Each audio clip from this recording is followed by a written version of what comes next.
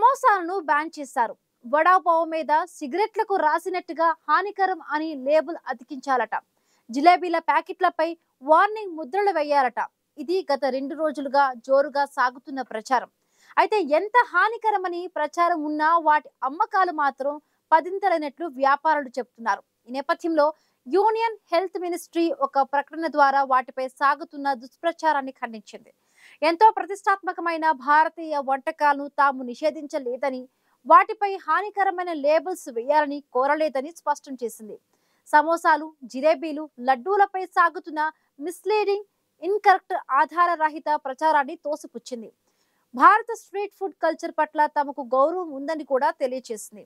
కాకపోతే వాటి వాడకం రోజు రోజుకు మితిమీరుతూ ఉండడం, మార్కెట్లో వాటిని తయారీ చేయడానికి ఉపయోగించే నూనె, ఇతర పదార్థాలలో కల్తీలను దృష్టిలో ఉంచుకొని జనాన్ని అలర్ట్ చేసేలా తయారీ, అమ్మకపు ప్రదేశాల్లో జనరల్ అడ్వైజరీ బోర్డులు పెట్టాలని కోరనున్నామని అన్నారు. తద్వారా ప్రజలకు తాము ఎంత కొవ్వును, చక్కెరను శరీరంలోకి తీసుకుంటున్నామో తెలుస్తుందని అన్నారు. బయటకు కనిపించని ఈ వాస్తవాలను ప్రజలకు తెలియజేసేలా చర్యలు తీసుకోవాలని కోరారు. సమోసాలు, జిలేబీలు, వడాపావ్, వడ, దోశ లాంటి అల్పాహారాలు ఎలా శరీరపు బరువును పెంచుతున్నాయన్నది తెలియజేసేలా ఉద్యోగులకు తమ వర్క్ ప్లేస్లలో బోర్డులు పెట్టాలని అన్నారు. దానివల్ల ప్రజలే వీటిని స్వీకరించే విషయంలో నిర్ణయం తీసుకుంటారని అన్నారు. అంతే తప్ప తాము వేటిని నిషేధించలేదని, ఆ వార్తలను నమ్మవద్దని విజ్ఞప్తి చేశారు. ఏది ఏమైనా గత 2 రోజులుగా పలు వార్తా ఛానళ్లలో ఈ వార్త చక్కర్లు కొడుతోంది.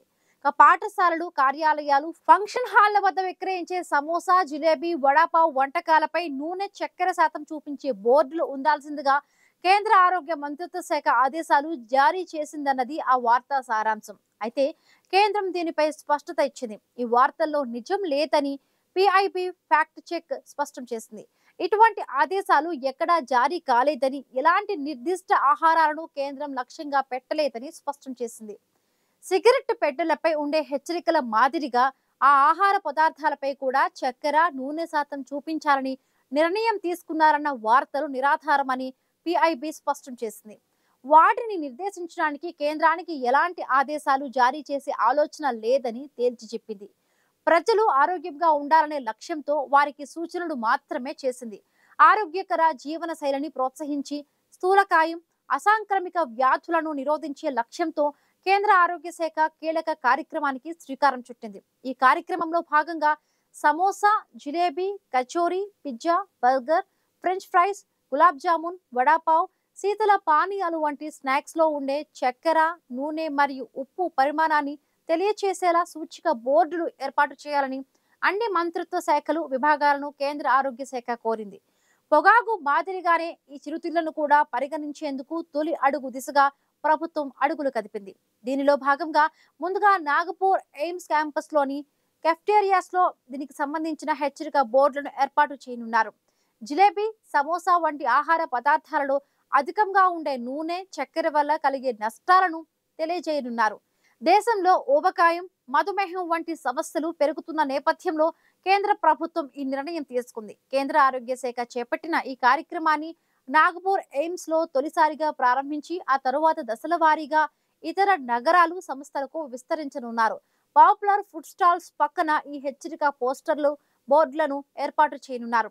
ఆహార పదార్థాల్లోని చక్కెర, ట్రాన్స్ ఫ్యాట్స్ వంటి వివరాలను స్పష్టంగా కనబడేలా ఆ పోస్టర్లలో పేర్కొంటారు.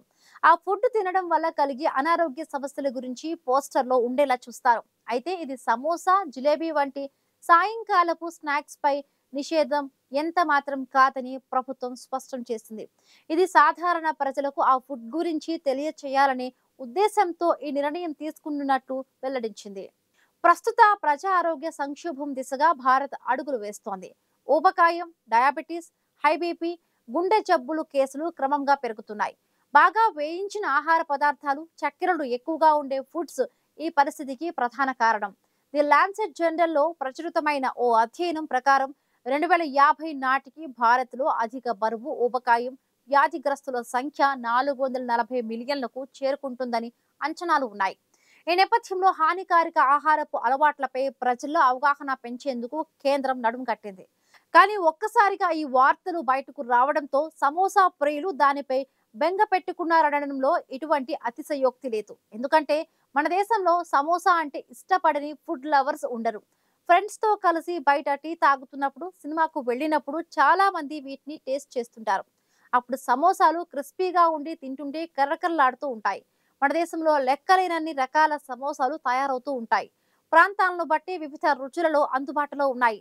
ఉత్తర భారతదేశంలో జీలకర్ర, కొత్తిమీరతో సున్నితంగా మసాలా చేసిన క్లాసిక్ బంగాళదుంప, బఠానీలతో నిండి ఉండే సమోసా లభిస్తుంది. ఇక దక్షిణం వైపున వెజ్, నాన్ వెజ్ సమోసాల వెరైటీలకు లెక్కే లేదు. అయితే పంజాబ్ సమోసాలు పూర్తి భిన్నంగా ఉంటాయి. ఆ సమోసాలో వెన్న లేదా నెయ్యితో తయారు చేసిన పొరలుగా ఉండే పిండి ఉంటుంది. సాధారణ రకం పేస్ట్రీ లాంటి పిండిని ఉపయోగించి తయారు చేస్తారు. అయితే ఇది సాధారణ వాటికంటే అద్భుతమైన రుచి, రంగు, ఆకృతిలో ఉంటుంది.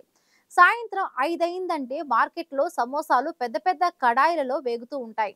వేడివేడిగా సర్వ్ చేసే ఆ సమోసాను ఇష్టపడని వారు ఉండరంటే అతిశయోక్తి కాదు. పట్టణాల నుండి నగరాల వరకు సమోసాలకు మంచి గిరాకీ ఉంటుంది. రకరకాల వెరైటీలతో, ఫ్లేవర్లతో సమోసాలు ఫుడ్డీస్ ని ఆకర్షిస్తూ ఉంటాయి. లోపల ఉడికించిన ఆలూ కర్రీతో నింపబడి త్రిభుజాకారంలో ఉండే సమోసాలు ఆకుపచ్చని చట్నీ, మిరపకాయ, ఉల్లిపాయలతో తింటుంటే ఆ మజాయే వేరు. ఇంతకీ సమోసా ఎక్కడి నుంచి మన దేశానికి వచ్చిందో తెలుసా మీకు?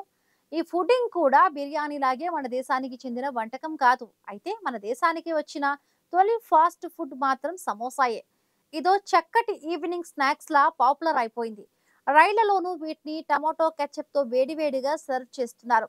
ఒక్కటి తింటే చాలు, అప్పటికప్పుడు ఆకలి తీరిపోతుంది. సమోసా తిని ఇరానీ చాయ్ తాగితే ఆ థ్రిల్ వేరుగా ఉంటుందంటారు భాగ్యనగర వాసులు.